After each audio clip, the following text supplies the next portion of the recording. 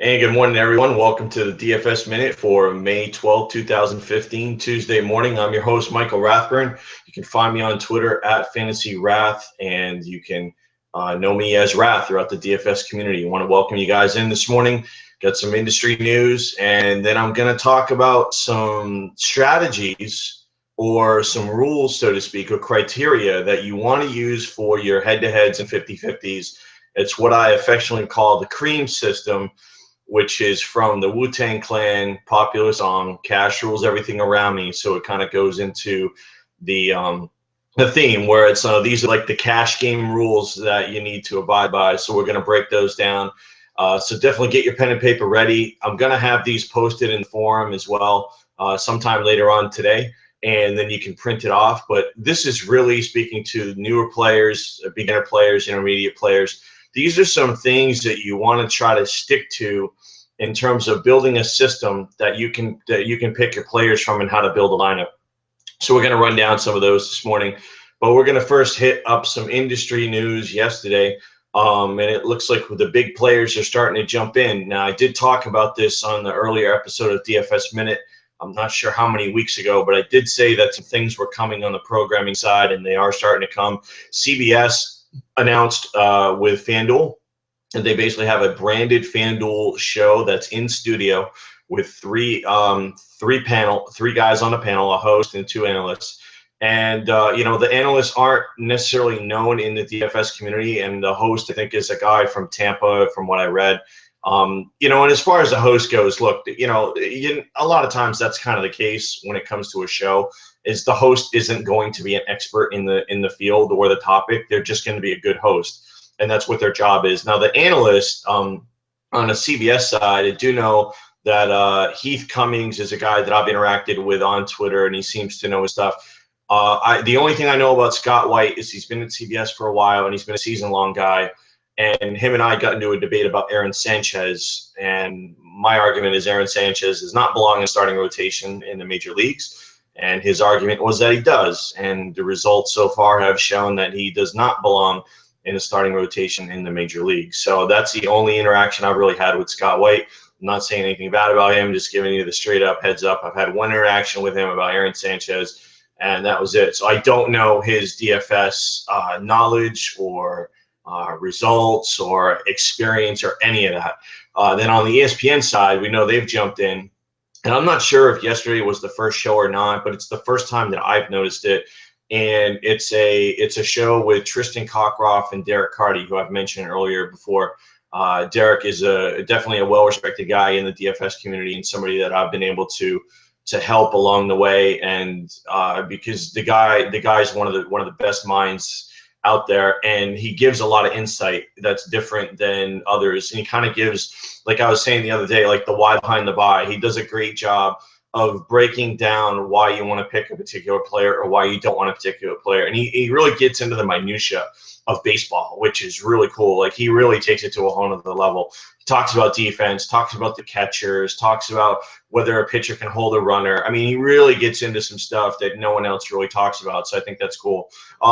And as far as Tristan Cockcroft goes, again, he's a host, not really supposed to be a DFS expert. He's just kind of there to navigate the show. Obviously a well-respected guy in the fantasy sports community. He's won several awards. He's a fantasy sports writer, trade association Hall of Famer, FFWA Hall of Famer.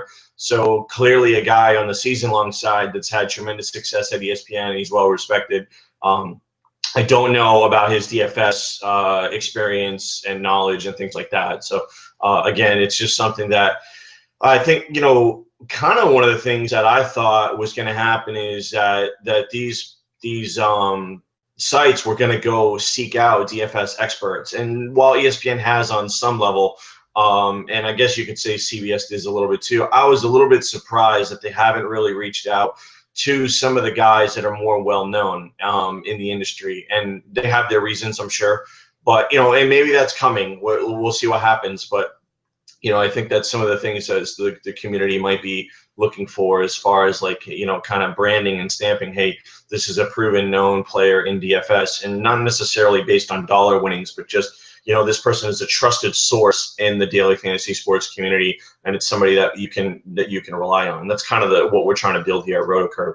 So as far as the shots fired thing, now there were some shots fired when they made the announcement, and what I mean by shots fired is, there was a comment that was made or written that definitely was. It appeared to be taking a shot at some other sites or shows.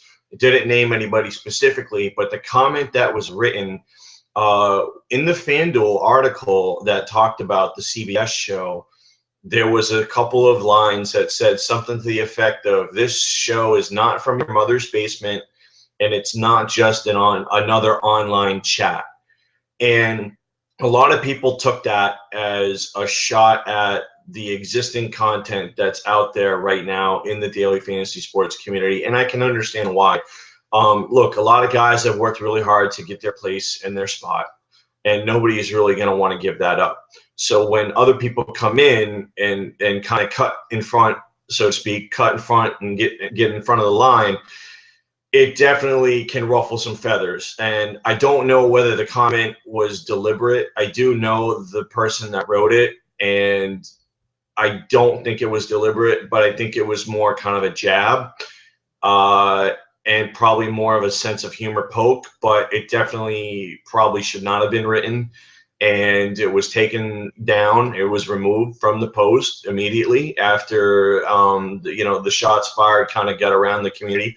And, it's good to see that taken down. Hopefully we can avoid some of that stuff in the future. But there's definitely going to be guys out there in the daily fantasy sports community that have been working their tails off, providing content, a lot of them working for free or very little, that are going to take issue with anybody else coming in. And I don't blame them one bit, because if you've worked really hard at something and you've tried to prove yourself, and then somebody else comes in and they maybe don't play as much as you or never played at all, and now are kind of slapping that expert logo or a title on their name, it definitely is something that you're going to want to say, hey, that to me is something that, probably needs to, don't put that on your nameplate, so to speak. So I agree with where some of the guys are coming from. And but it's reality. The good part about that is, look, I think these shows aren't really speaking to more advanced players and things like that. And the great thing about the shows that are out there is there's different shows for different players. If you're more of a hardcore player and you want hardcore insight on how to play, and you like that kind of thing, there's definitely outlets where you can go. You can get written content, you can get podcasts, you can get video shows. You can get all that. If you're a beginner player that feels intimidated by that, and you want to learn from guys that have been behind the scenes, that worked in the industry, that have played for several years on several sites, and have a known track record in the industry of winning awards, being nominated on major platforms, then you want to go to a site like RotoCurve, which is what we're trying to build here. If you're just somebody who plays season-long leagues on ESPN and CBS, and you're curious about daily fantasy, maybe those are the sites that you want to look at. Now, eventually, you'll probably gravitate over to a different site because you do want some different content. But that's kind of the introduction of where we're at and where things are headed. So I'm glad the programming and the content's out there. Personally, I'm not quite sure how good it's going to be. I mean, obviously, anything that Derek is involved in is good. He's a trusted source in the industry. So I can absolutely, endorse anything that he's putting out there, which is good. So, but as far as the topics and the shows and things like that, you're not going to get a lot of background insight. You're going to get some kind of just, it looked like a lot of the questions that they dealt with yesterday on ESPN were kind of softball questions or served up questions. Who's your favorite stack tonight? Who's your favorite pitcher? More general kind of thing that would speak to people who maybe are just starting to play or haven't played. So definitely there's a room for that content out there, and there's an audience for that content. And that's kind of my piece on that. So let's get into the meat and the bones of today, the meat and the potatoes, and grab your pen and paper. And we're going to have this posted later on today. This is something that I call the C.R.E.A.M system. The cash rules everything around me. We're from the Wu-Tang Clan, popular song, one of my favorite songs. And Look, it's something that we want to bring to you here at RotoCurve is we want to give you the insights to make you a successful daily fantasy sports player. We don't want to just tell you who to play, and we don't want to just say, who not to play. We want to give you a system where you can build your own lineups, come in, like our chat room was hopping yesterday. We didn't have a show yesterday, no Curve show, no DFS Minute. And our chat room was really hopping, and it was guys that say, hey, this is my lineup. What do you think about it? Is there anything I need to tweak? And one of the guys had 3 Dodgers in his lineup. And I said, listen, you want to avoid having 3 players in your lineup because, as I've stated before, if something goes bad and the game ends up not going the way you want it to go, you're too heavily invested. You're too pot committed for that game. So it kind of got me thinking. I was like, I've been talking about this beginner system or criteria that I want to put out there. I talked about it on C.R.E.A.M a couple times, and it was about time to kind of get something out there. Now it's not 100% set in stone. We might tweak it a little bit, but as far as today goes, I think I can give you guys some kind of working ground rules as far as what you want to look at when you're playing heads ups and 50-50s. So let's start off with rule number 1 is you want a top 3 pitcher of the day. And that's really a FanDuel criteria, the one pitcher site. You want one of the top 3 guys. So last night you were looking at Cole, Scherzer, or Greinke. And you're not necessarily looking for upside. You want upside as a percentage of the play, but you're really looking at floor. And you want to make sure that you can lock in and bank points from those pitchers. So don't be afraid to spend up on pitching because aces are much more predictable. Now, somebody might say, well, hey, they haven't been as predictable this year. A lot of guys getting blown up. You got to pick your spots. Don't blindly take the top 3 guys. Now, I recommended yesterday Zach Greinke because he was at home. Max Scherzer was out there. He was at home. Obviously, he came through. And then Garrett Cole was on the road against a weak Phillies lineup. These guys either produced value or broke even, and that's what you're looking for. Know your target score. Your target score right now, it looks like it's 40 on FanDuel, maybe 35, depending on the night, 35 to 40. You're looking at around 110, 120 on DraftKings. You're probably looking at around 40 or 50 on aces, somewhere in that range. 45, 50 is what you're looking at, give or take. So, top 3 pitcher on the 1 pitcher site, top 5 pitcher on the 2 pitcher sites. So you're looking at, going around, looking at the top 5, because a lot of times you can't squeeze in 1 or 2 because it's going to be too much percentage of your cap. So you're looking at, the 1 and the 3, the 2 and the 3, the 1 and the 4. And, that's kind of what you're looking at. It just depends on the salaries and the matchups. So top 5 pitcher on a 2 pitcher site, top 3 pitcher on a 1 pitcher site. That would be rule number 1. Criteria for pitchers, okay? I want a guy that's favored. What that means is that Las Vegas means that he's a percentage of the favorite to win the game.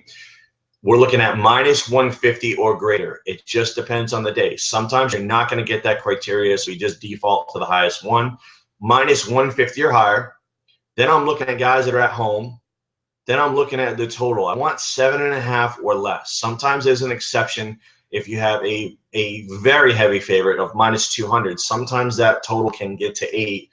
Don't be scared away from that. That just means that the game is extremely lopsided. So, but you do want to try to get 7.5 or less, 7 or less if possible, but sometimes it's just not. So, the lower the better, the higher the better on the favorite. And then I tend to try to lean towards National League. I want National League pitchers because I know he's going to get the pitcher 3 times throughout the game, hopefully. And those are pretty much automatic outs. And a lot of times 8-hitter in the NL is also pretty weak too. So the statistics bear out that you take pitchers at home, you take pitchers from the National League. Well, I will give you this, though. If you can get an interleague matchup that's in a National League park, and you get the American League coming over to the National League, that's an even more benefit to you. Now, of course, you don't want loaded lineups like the Blue Jays or the Tigers or guys like their Oakland maybe. But there was a situation last week or 2 weeks ago where the Angels went over to play, I believe it was the Giants. I think it was on a Friday night, and that's where I went with Chris Heston. Now, Pujols wasn't playing that night because he had the bad hamstring. And also they lost the DH. So you had a weak Angels lineup going into a pitching environment. And while Heston didn't get the win, he did provide break-even value that night. And really what it came down to was he was in a situation where he really was not going to get blown up, and that's what you want. Now, that was more of a tournament play. But I'm just giving you an example of if you have a situation where an American League team has to go to a National League park remember, they're losing one of their guys. They're losing their DH. So if their DH is a big piece of their lineup, they now have to roll the pitcher out there, and that's a significant edge for you taking a National League pitcher, because that kind of stuff is not priced into the salary at all. Just be aware of that. As far as how much you should spend on pitching, I get this question a lot. Typically, what I'm looking at is spending around a 25-30% allocation to pitching on FanDuel, preferably higher. Look, I don't have a problem paying 10, 11, 12 for a pitcher on FanDuel. You shouldn't either. That's really what you're looking for. And for around 40% on the 2-pitcher sites is what I'm looking for as well. So if I can squeeze a $20,000 in pitching on DraftKings, that's kind of what I'm looking for there. A lot of times that means you're not going to be able to take number 1, number 2. It means you're going to have to take probably number 2, number 3, number 2, number 4. But usually what you're trying to do is at least get the first or second guy on the board that day, and then fit in number 2, 3, fit in 3, 4, or 5, just whoever has the best criteria and the best matchup. But around 20K is what I'm looking for. If I can get down around 18, 19, save a little bit of money, and then spend up a little bit more in the hitting, that's what I'll do. But I try not to sacrifice. You got to lock in those points. You got to bank points on these sites, especially 2-pitcher sites, because those account for so much of your overall point total. So definitely don't play around. Spend up on pitching. Now let's talk about the hitters. One of the things you want to try to do is get a balanced lineup. What we mean by that is you're spending. You don't want stars and scrubs. You don't want a bunch of guys that are 2,000, 2,500 with a bunch of guys that are 4,000 and 5,000. That's a tournament strategy. You're going boom or bust. You want guys that are more even line. Let's give you an example on FanDuel. Probably want guys around 2,700 to 3,700. That's around the range that you want to play in. You can go 2,900 to 3,900. That's not to say that you can't drop down and take a guy who's 2,500, but you better be careful about who you pick. The 2,200 guys on FanDuel, a lot of times, unless it's an extreme situation, a rookie being called up and it's mispriced, or a player that was injured came back, unless there's a severe misprice, the $2,200 guy in FanDuel in your heads ups is not a good play. So the numbers kind of bear out. I'm going to talk about it on RotoWire this week on my article, kind of looking at salary structure, where there's value. And you kind of want to lean towards that 2,900 to 3,900 or 2,700 to 4,000, around that range. Typically, you don't want to go over 4,000 on FanDuel for your hitters. That's kind of where there starts to be a shift in value. And it then forces you to start dropping down and take these cheaper players that aren't going to produce, or in bad lineup spots. So look at that salary range. You want the balanced lineup. Don't want stars and scrubs. I want balance. I want guys in good positions. I want good split differentials. I want guys going against weak pitching. And then we'll get to the next point, is batting order priority. Okay. This is the priority that you need to have. 3, 4, 1, 2, 5. 3, 4, 1, 2, 5. You want to focus on your 3, 4 hitters first. Those are the guys that are going to have the biggest opportunities to hit home runs and RBIs with runners on base. Your 1, 2s, so your guys are going to get on base. They're going to score runs. They're going to get steals. They're going to get walks. And then your 5 guys, more the power hitter as well, but he's not getting as many at-bats, so you got to drop him down a little bit. You need to have a balanced lineup, and I'm going to talk about that not only from a salary perspective, but from a batting lineup perspective. You don't want to take a bunch of guys that are hitting 3, 4. Now, the chances are you're not going to be able to anyway from a salary construction point. They're going to be too expensive. The best hitters are hitting 3 and 4. So you do need to have exposure to 3 and 4 hitters, though. You absolutely need to find them. If you have 8 hitters, what you're hoping for is I get 3 guys that are hitting 3 or 4. I get 3 guys that are hitting 1, 2, and then I get a guy that's hitting 5. And I try to mix and match. I got 8 hitters. Give me 3 or 4 guys each in each bucket, like hitting 3, 4, hitting 1, 2, and then I squeeze in a 5 guy. If I got to go with 2 guys hitting 5, that's fine. The one exception that you can make is sometimes there's just not the available option, and some days you're struggling to find a hitter. Okay, catcher, second base, and shortstop. If you need to take a guy that's hitting 6th in those positions, then go ahead and do it. It's okay, because you're going to kind of not want to spend up on those positions anyway. You want to spend up on first, third, and outfield. Now, the outfield position is 3 guys. You're going to find value in outfield, but you do need to find a big-time hitter in the outfield position. Typically, it's going to be a right fielder. You want a big bat at first, a big bat at third, and a big bat in the outfield. Now, it might be a situation where you can't find a big bat at third base for the night, and you got to go value. So then you take 2 big bats in the outfield spot. Now, everything is always salary and matchup driven. So these are not hard rules. These are more guidelines. So anything can change on a given night. You may have to take Tulowitzki at shortstop and pay up there and find value in the outfield. But a lot of times you do not want to go cheap at first base. There's too many options, too many guys that can put up monster nights. You want to spend up at first base, try to spend up at third, try to get that power outfielder in there as well. You also need to get guys that get on base. You need to get guys that steal bases. You need to get those points. Those are your leadoff, your number 1s and your number 2s. Those are the opportunities that you want to have. You want to get some of those guys in there. A lot of times their salary is going to be cheap. You don't want a lineup of 8 hitters that hit 1-2 because it's a bunch of lightweights with no upside. You don't want a bunch of guys like Aoki and Gordon and Revere in your lineup, because what's going to happen is you're going to have 1-2 points from every single guy. You're going to get 15 points out of your pitcher. You're going to put up a 25 and you're going to lose. You need to find guys that are in offensive environments, 3, 4, and 5 typically as well. Now let's talk about the types of hitters that you want. Try to stick to these rules. A lot of times you may have to break it, and I'll tell you why. I want left-handed bats against right-handed pitchers. I want right-handed bats against left-handed pitchers. The statistics bear out that when we talk about splits, the batters from those sides see the pitches differently. They have a better view. They have a better angle on the ball. And over a period of time, these are the biggest sample sizes that are proven out in how you are successful picking hitters in daily fantasy baseball. You got to look at the splits. Who are the left-handed bats that crush right-handed pitching? Who are the right-handed bats that crush left-handed pitching? Now, here's the exception.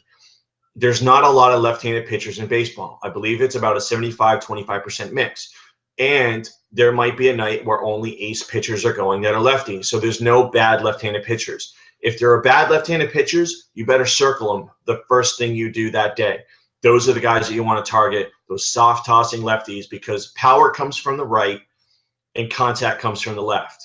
Your left-handed guys are the guys that typically hit first and second, because they can get the ball to right field and they can stretch hits into doubles, and also they can get runners from first to third. So a lot of times what you're going to see is a first and second hitter in a lineup is going to hit lefty. The 3rd, 4, and 5 guys a lot of times are going to hit righty. Now sometimes they mix and match and they try to maneuver guys around so that pitching can't focus on one side and take advantage of it. So a lot of times you'll see a team go lefty, righty, lefty, or righty, lefty, righty. But for the most part, you're going to see lefty, lefty, righty, lefty, righty, things along that line. Your power is going to come from your right-handed bats.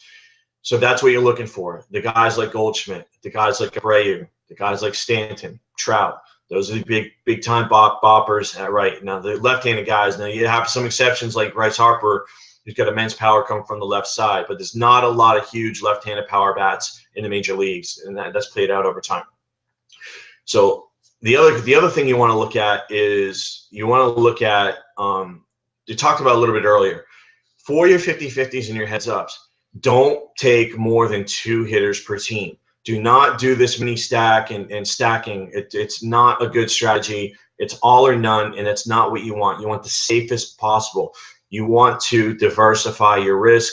Don't be wholly invested and pot committed in these games. Just because it's got a 10 total in cores, it doesn't mean that that's going to be 10 runs that night. There's a more likelihood of a higher scoring environment, but it doesn't mean it's a guarantee. There's often times when games in cores are 2-1, 3-2, and then everybody loads up and head-to-head and they get burned. Don't do it. Don't be that guy. 2 hitters max per team.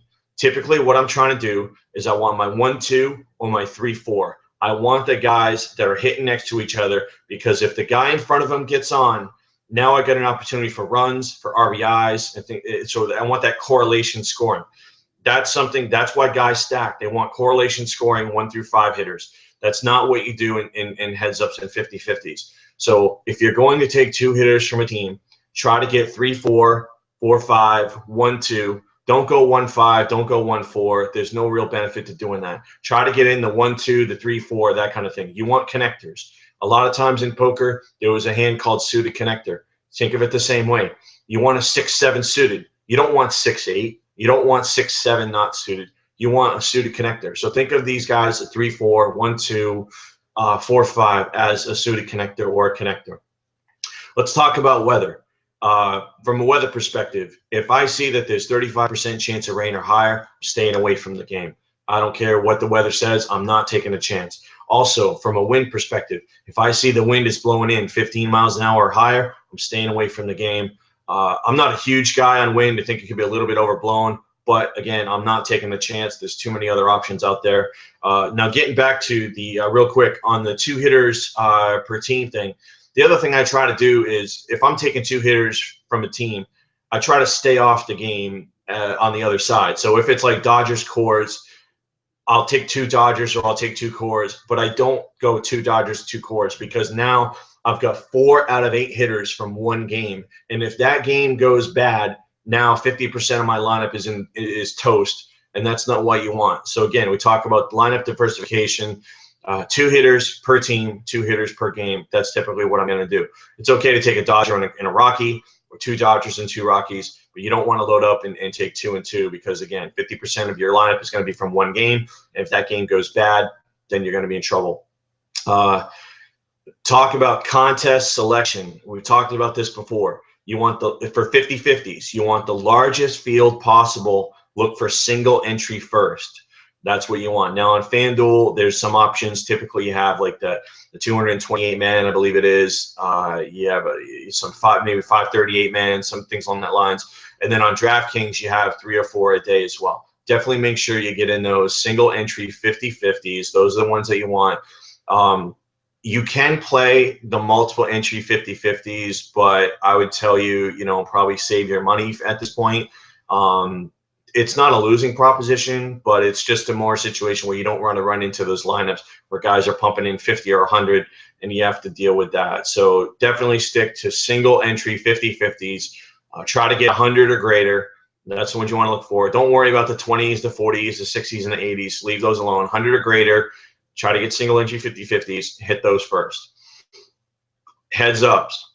Now, I've talked about this before. We've hit up in the forums. I'm a big proponent of heads ups. I know there's certain guys that say stay away, but I'm a big proponent of heads ups. I think if you're careful, playing heads ups is the best way to go because it protects you from having a bad night. You can either have a really good night and probably win 80 or 90%, but if you lose, the most that you're probably going to lose is 30 or 35%. What you're hoping for is that you win about 55, maybe 60% of your heads ups, but that's going to be your base. That's where the majority of your action is, and that's how you're going to sustain a bankroll and build a bankroll, and then it's going to allow you to play some tournaments, but play that small percentage of tournaments like we always tell you.